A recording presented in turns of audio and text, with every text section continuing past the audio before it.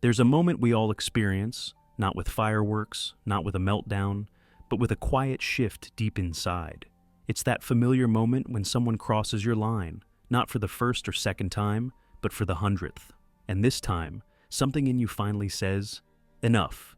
Maybe you don't scream it out loud, maybe you don't even show it, but inside, something fundamental changes. You've spent years shrinking yourself to keep the peace, folding your feelings into tight corners so others could stay comfortable. You've nodded when hurtful things were said, laughed when you wanted to cry, and written messages you never had the courage to send.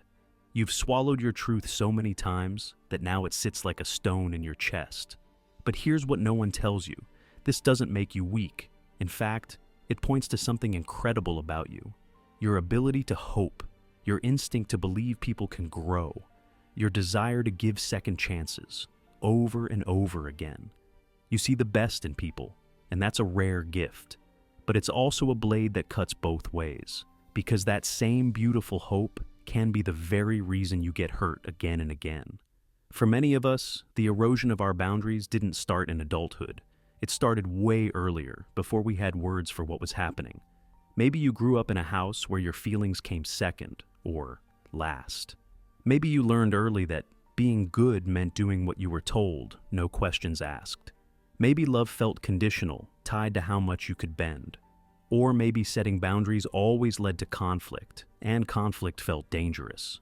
So your brain adapted. It linked safety with submission. And that quiet survival strategy followed you into adulthood, into friendships, jobs, relationships, where you gave too much and got too little.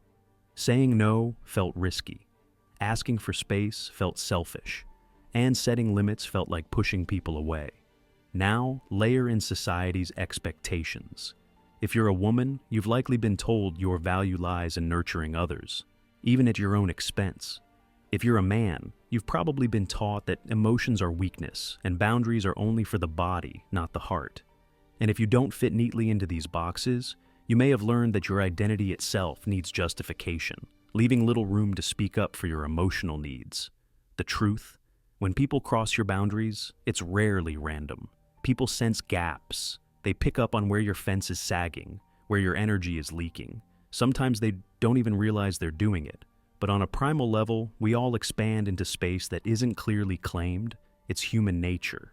And if you're not owning your space, someone else will. This is where Niccolo Machiavelli enters the picture. Not the villain history painted him to be, but a sharp observer of human behavior. In The Prince, he wasn't advocating cruelty. He was simply telling the truth. People will take advantage of you if you're not careful. And that doesn't mean people are evil. It just means they're human. Machiavelli wasn't cold. He was honest. He looked at the world as it is, not as we wish it to be.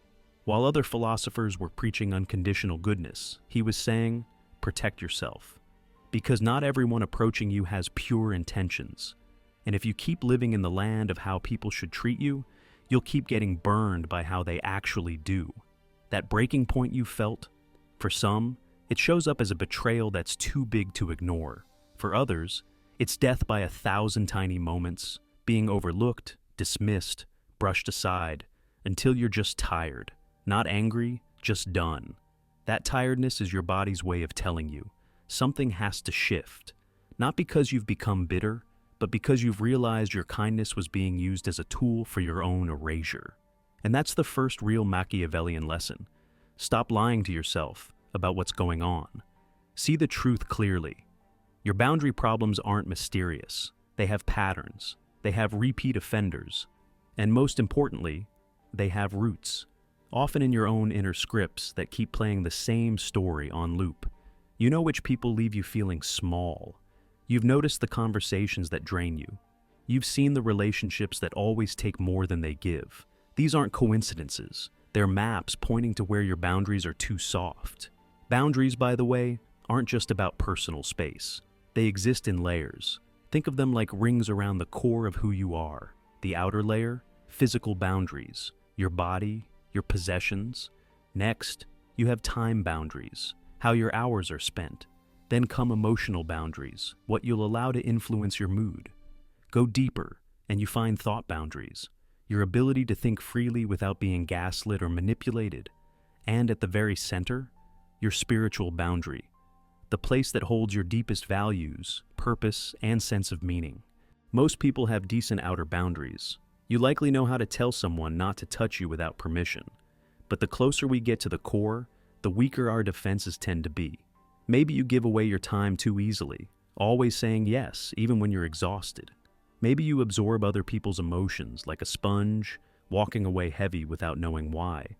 Maybe you let others mess with your sense of reality, making you question your own instincts. And when your inner boundaries are weak, the damage goes deep. You don't just feel uncomfortable, you lose touch with yourself. You forget what you need. You stop recognizing what you want because you've been so focused on everyone else. That's not just a mental issue, it's physical, chronic stress, tension in your body, sleep issues. These are all signs that your boundaries have been under attack. And now, it's time to start defending them. Not with aggression, not with coldness, but with clarity and strength. So, what does Machiavelli actually teach us about handling people who cross the line? First, see clearly. Stop excusing behavior just because it's uncomfortable to admit what's really happening. If someone consistently pushes your boundaries, it's not a one-time accident. It's a pattern, and patterns are information. Machiavelli didn't waste time hoping people would change on their own. He watched, observed, and adjusted based on what they actually did, not what he wished they'd do. Second, respond with proportion. Not every boundary violation needs a nuclear response, but it does need a response. When someone crosses a line, make sure they feel it, not through rage or manipulation, but through a shift they can't ignore. Maybe you say less. Maybe you take space. Maybe you stop giving access to the parts of yourself they've proven they don't respect. The point is, make it real. Too small a reaction and they'll keep doing it. Too big, and you lose your own balance. Meet the moment with strength, not drama. Third, be consistent. This is the hardest one, because when you're strong, it's easy to stand your ground. But when you're tired, emotional, or scared of losing someone, that boundary starts to wobble. And here's the problem. When people notice that your boundaries bend under pressure, they learn that all they have to do is wait you out. Machiavelli warned about this. He knew that inconsistency breeds exploitation. If you want to be respected, your limits can't be suggestions. They have to be law. Quiet, calm, unshakable law. Fourth, consequences. And this is where most people hesitate. You've been told that consequences are mean, that love means unlimited chances, that forgiveness means you erase what happened and pretend it didn't hurt. But Machiavelli would argue, no consequence, no change. A boundary without consequence isn't a boundary, it's a preference. And people ignore preferences all the time. Consequences aren't about revenge, they're about reality. They're what separate fantasy from fact. If someone treats you like your time doesn't matter, the consequence might be not rearranging your schedule for them anymore. If someone mocks your emotions, the consequence might be withholding your vulnerability. If someone constantly takes without giving, the consequence might be stepping back and letting that imbalance correct itself, either by them adjusting or by you walking away. The point isn't to control others, it's to take responsibility for your own space, your own energy, your own peace. Sometimes the consequence is small, a pause, a shift, a silence. Other times, it's final, cutting someone out not to manipulate, but to protect your spirit. Because not all relationships are meant to continue. Some people only stay because your boundaries are weak enough to make it easy.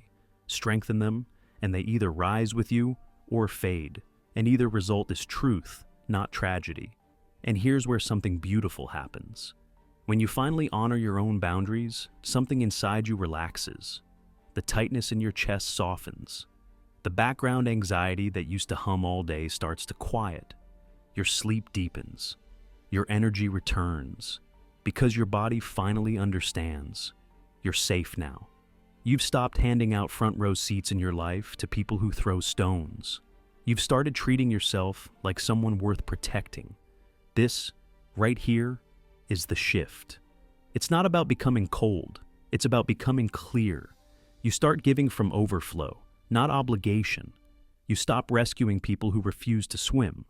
You stop explaining your worth. You let your no mean no. And suddenly your yes becomes powerful. It carries weight. It means something. What's even more surprising, the people who actually love you will adjust. They might push back at first, change is uncomfortable, but those who truly respect you will adapt. Your stronger boundaries don't scare them away. They bring them closer. Why? Because now you're in the relationship by choice, not out of fear or habit. You're not shrinking anymore to be loved. You're standing tall and being loved anyway. Even better, your strength becomes contagious. Your kids start speaking up for themselves. Your friends start setting their own boundaries. Your colleagues stop apologizing for taking time off. You've shifted the energy.